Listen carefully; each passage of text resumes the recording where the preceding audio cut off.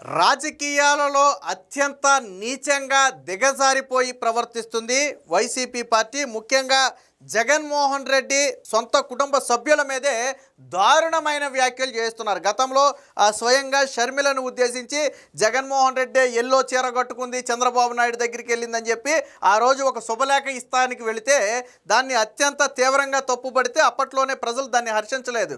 అరే, సొంత చెల్లి తన కొడుకు పెళ్లికి ఒక శుభలేఖ ఇవ్వడానికి వెళితే దానికెందుకు జగన్మోహన్ రెడ్డికి ఇంత రాద్ధాంతం అని చెప్పి ఆ రోజు ప్రజలు యాక్సెప్ట్ చేయలే.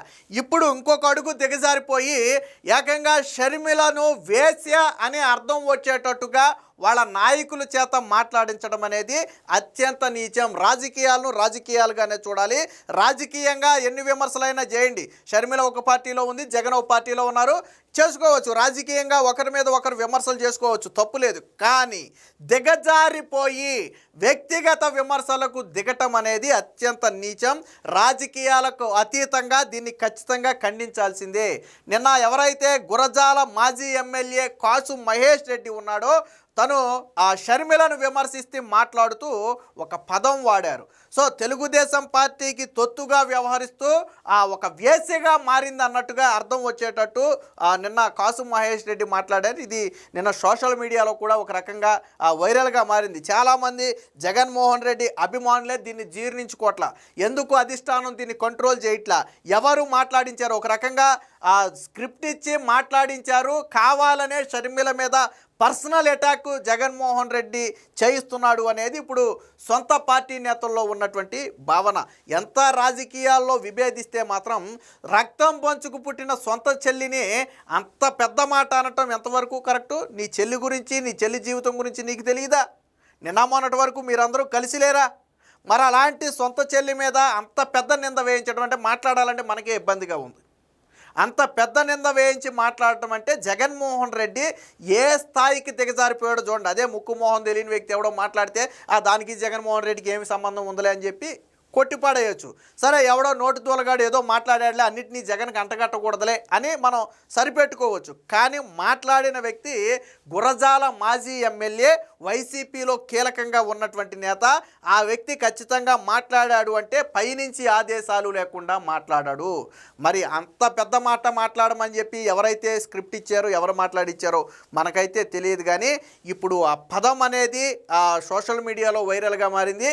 వైసీపీ వాళ్ళు సరే, మిగతా వాళ్ళు అందరూ ఎవరైనా ఖండిస్తారు. జగన్మోహన్ రెడ్డి ఇది తప్పు, ఇలాంటి వ్యక్తిగత విమర్శలు చేయించకూడదు, సొంత చెల్లిని పట్టుకుని వేసి అని అర్థం వచ్చేటట్టు మాట్లాడటం కరెక్ట్ కాదు అని చెప్పి చాలామంది హితబోధ చేశారు.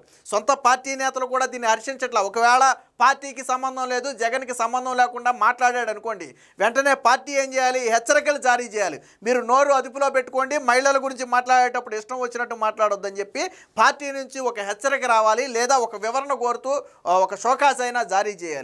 కానీ ఇవేమీ చెయ్యలేదు అంటే అర్థం ఏంటి? షర్మిలను తిడితే జగన్మోహన్ రెడ్డికి హ్యాపీ. రాజకీయంగా విమర్శలు చేస్తే సరిపోవట్లేదు. షర్మిల చేసే ప్రతి విమర్శ రాజకీయ విమర్శే. ఇప్పుడు మొన్న పార్లమెంట్లో జగన్మోహన్ రెడ్డి బిల్లుకు ఆమోదం తెలిపితే షర్మిల ఒక విమర్శ చేసింది. మీరు కేసులకు భయపడి ఇలా బానిసలుగా బ్రతుకుతారా అని చెప్పి ఒక విమర్శ చేసింది. అది రాజకీయ విమర్శ, జగన్మోహన్ రెడ్డి గురించి. ఇలా మరి జగన్మోహన్ రెడ్డి గురించి, భారతీరెడ్డి గురించి కూడా షర్మిలకు చాలా తెలిసే ఉంటాయి. మరి అలా వ్యక్తిగత విమర్శలు చేయడం, షర్మిల చేయటం మొదలు పెడితే జగన్మోహన్ రెడ్డి తలెక్కడ పెట్టుకుంటాను నేను అడుగుతున్నా. జగన్మోహన్ రెడ్డి మీద కూడా అనేక పుకార్లు ఉన్నాయి గతంలో. సరే, అది నిజమా అబద్ధం అనేది కాసేపు పక్కన పెడదాం. అదే మాట షర్మిల గారు మాట్లాడితే జగన్మోహన్ రెడ్డి తల ఎక్కడ పెట్టుకుంటాడు? లేదా భారతీరెడ్డి గురించి మాట్లాడితే తల ఎక్కడ పెట్టుకుంటాడు? అవినాష్ రెడ్డి గురించి మాట్లాడితే తల ఎక్కడ పెట్టుకుంటాడు? కానీ షర్మిల ఒక విషయం మెచ్చుకోవాలి. షర్మిల ఎప్పుడు విమర్శించినా రాజకీయంగా విమర్శించింది తప్ప వ్యక్తిగతంగా ఎక్కడికి పోలేదు. ఈవెన్ వివేకానంద రెడ్డి హత్య కేసులో ప్రత్యక్షంగానో పరోక్షంగానో జగన్ భారతి పాత్ర ఉందని భావించిన వాళ్ళు దాన్ని ఎప్పుడు ఓపెన్గా వాళ్ళ మీద విమర్శలాగా నెట్ల. విచారణ జరగాలి, వాళ్ళ పాత్ర ఏదైనా ఉంటే తేల్చాలని అడిగారు తప్ప జగన్మోహన్ రెడ్డి మీద వ్యక్తిగతంగా ఎప్పుడూ దాడికి దిగల. గతంలో కూడా షర్మిల గురించి, సునీత గురించి అత్యంత నీచంగా పోస్టులు పెట్టిస్తే షర్మిల అసలు ఎవరో వర్రా రవీంద్రారెడ్డి అనే వ్యక్తి అసలు షర్మిల రాజశేఖర్ రెడ్డి కూతురే కాదు, ఎవరికి పుట్టిందో విజయమ్మని అడగాలని చెప్పి సోషల్ మీడియాలో ఒక పోస్ట్ పెడితే అది వినటానికి కానీ చూడటానికి కానీ అత్యంత దారుణమైనటువంటి పదం. అది షర్మిల ఎవరికి పుట్టిందో విజయమ్మని అడగండి అని ఓపెన్గా పెట్టాడు పోస్టు. మరి అప్పుడు ఏం చేయాలి పార్టీ? జగన్మోహన్ రెడ్డి అధికారంలో ఉన్నప్పుడు జరిగిన ఘటన ఇది. ఏం చేయాలి జగన్మోహన్ రెడ్డి? వెంటనే వాడిని అరెస్ట్ చేయమని ఆదేశించాలి, అట్లీస్ట్ పోస్టు తొలగించాలా, దాన్ని మేము ఖండిస్తున్నామని ఒక వివరణ ఇవ్వాలా. ఇచ్చారా ఆ రోజు? షర్మిల రాజశేఖర రెడ్డి కూతురు కాదా? జగన్మోహన్ రెడ్డికి తెలియదా? మరి ఎందుకు రాజకీయాల్లో ఎదుర్కోలేకే ఇలాంటి విమర్శలు? పవన్ కళ్యాణ్ మీద కూడా అంతే, భువనేశ్వర్ గారి మీద కూడా అంతే. జగన్మోహన్ రెడ్డి అనే వ్యక్తి లెగిస్తే నిత్యం మహిళల మీద ఏడుస్తూ బ్రతుకుతాడు, అందులో డౌటే లేదు. పవన్ కళ్యాణ్ పెళ్ళిళ్ళ గురించి, భార్యల గురించి మాట్లాడాడు. అసలు రాజకీయాలతో సంబంధం లేని భువనేశ్వరి గారిని నిండు అసెంబ్లీలో అవమానించాడు. సొంత తల్లిని, చెల్లిని అవమానించాడు. చెల్లి శుభలేఖ ఇవ్వడానికి వెళితే ఆ రోజు వేరే అర్థాలు వచ్చేలాగా మాట్లాడాడు. ఎల్లో చీర కట్టుకెళ్ళిందని చెప్పి జగన్మోహన్ రెడ్డి పబ్లిక్ మీటింగ్లో మాట్లాడాడు. ఒక ముఖ్యమంత్రి అయ్యి ఉండి ఆ రోజు సొంత చెల్లి గురించి అలా మాట్లాడటానికి సిగ్గు అనిపించలేదా జగన్మోహన్ రెడ్డి? నేను అడుగుతున్నా. ఈరోజు నీ నాయకుల చేత షర్మిలను వేసి అని అర్థం వచ్చేటట్టు మాట్లాడిపించావంటే ఇంకా అంతకంటే నీచమైన, దారుణమైన ఇంకేదైనా ఉంటుందా? రాజకీయంగా ఎదుర్కోలేక చేసే విమర్శలు ఇవన్నీ. ఏం మాట్లాడాడు ఒకసారి వినండి. తెలుగుదేశం పార్టీకి ఊడిగం చేసే దాసిలాగా తయారైంది షర్మిల, వైఎస్ షర్మిల. విన్నారు కదా, తెలుగుదేశం పార్టీకి ఊడిగం చేసే దాస్యలాగా అంటే ఆ పదానికి అర్థం అదే. సో ఎంత దారుణమైనటువంటి పదం ఇది. అంటే రాజకీయాల్లో మరి జగన్మోహన్ రెడ్డిని కూడా అదే పదం వాడితే, లేదా జగన్మోహన్ రెడ్డి భార్య మీద అదే పదం వాడితే వాళ్ళు ఊరుకుంటారా? విలువలతో కట్టుబడే పార్టీ తెలుగుదేశం పార్టీ అనడానికి ఇంకో ఉదాహరణ కూడా చెప్తా. కిరణ్ అనే ఒక వ్యక్తి తెలుసో తెలియకో భారతీరెడ్డి గురించి ఒక మాట మాట్లాడితే జగన్మోహన్ రెడ్డి స్పందించకముందే తెలుగుదేశం పార్టీ స్పందించి పార్టీ నుంచి సస్పెండ్ చేసి వదిలేలా, తీసుకెళ్లి అరెస్ట్ చేసి జైల్లో పెట్టింది. ఆ తర్వాత బెయిల్ మీద బయటకు వచ్చాడు, అది వేరే విషయం. అది తెలుగుదేశం పార్టీ గొప్పతనం. చంద్రబాబు గారు అనేక సందర్భాల్లో చెప్పారు, రాజకీయాలలోకి మహిళలను లాగొద్దు, ఏ పార్టీ అయినా ఒకటే, మహిళలను కించపరిచేలాగా మాట్లాడితే చూస్తూ ఊరుకునేది లేదు, మహిళల జోలికి వస్తే వాళ్ళకి అదే చివరి రోజు అని చెప్పి పదే చంద్రబాబు గారు చెబుతుంటే జగన్ మాత్రం లెగిస్తే సొంత కుటుంబం మీద, అటు తల్లి మీద ఇటు చెల్లి మీద, ఈవెన్ నిన్న తన తల్లికి జన్మదిన శుభాకాంక్షలు కూడా చెప్పాలి జగన్మోహన్ రెడ్డి.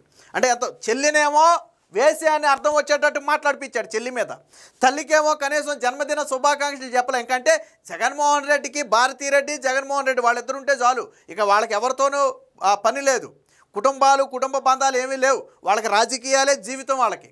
అంటే రాజకీయాల్లో విభేదిస్తే కుటుంబ పరంగా కూడా వాళ్ళని విభేదిస్తాం. పోనీ షర్మిలను విభేదించాలంటే రాజకీయంగా విమర్శించండి. కాంగ్రెస్ పార్టీలో ఉంది కాబట్టి కాంగ్రెస్ పార్టీని విమర్శించండి, తప్పులేదు. రాజకీయంగా విమర్శించండి, తప్పులేదు. కానీ ఇంత దారుణమైన పదాలు మాట్లాడటం అంటే అసలు అది సహించేది కాదు. ఒకసారి వినండి. తెలుగుదేశం పార్టీకి ఊడిగం చేసే దాసిలాగా తయారైంది షర్మిల, వైఎస్ షర్మిల. గతంలో వైఎస్ షర్మిల భర్త ఏదో బ్రాహ్మణుడు, లేకపోతే వైఎస్ భర్త ఏదో ఆ ఇంటి పేరు వైఎస్ ఎందుకు వస్తుంది, ఈ టైపులో కొంతమంది మాట్లాడారు. అంటే అనునిత్యం షర్మిల మీద, విజయమ్మ మీద విషం చిమ్ముతున్నారు. గతంలో కూడా షర్మిల ఒక ఇంటర్వ్యూలో చెబుతూ బాధపడింది. ఏమనంటే, నాకు షాకింగ్ నిజం ఏంటంటే తర్వాత నేను తెలిసింది ఏంటంటే ఇవన్నీ కూడా వైసీపీ పార్టీ నుంచి ఆర్గనైజ్డ్గా నడుపుతున్నారని నాకు తెలిసిందని చెప్పి మాట్లాడింది. అదే గతంలో వర్రా రవీంద్రారెడ్డి పోస్టులు పెట్టినప్పుడు షర్మిల ఒక ఛానల్ ఇంటర్వ్యూతో మాట్లాడుతూ చెప్పింది. అంటే ఇవన్నీ ఆర్గనైజ్డ్గా పార్టీ ఆఫీసు నుంచి నడుపుతున్నారని తెలిసి నాకు బాధ కలిగింది.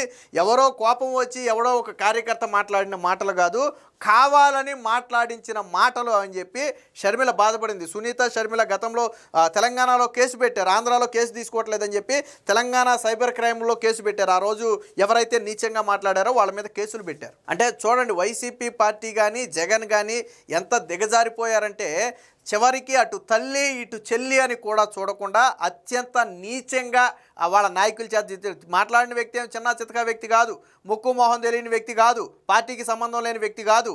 జగన్మోహన్ రెడ్డి మాట్లాడమంటేనే మాట్లాడే వ్యక్తులు, సజ్జల రామకృష్ణారెడ్డి కావచ్చు, ఈ వ్యక్తి కావచ్చు, వీళ్ళందరూ కూడా.